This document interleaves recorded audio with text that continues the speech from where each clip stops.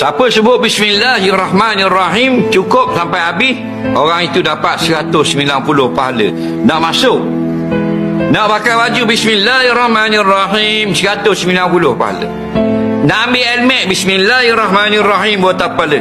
Helmet ada tulis Bosco, faham? 190 pahala.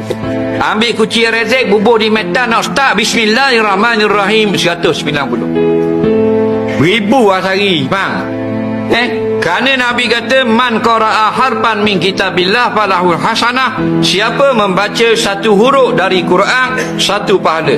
Al hasanatu bi asyri amsalihha, satu pahala ganda 10. Jadi Bismillahirrahmanirrahim ada 19 huruf, kali 10 190. Nampak? Tu banyaknya pahala. Pasal apa?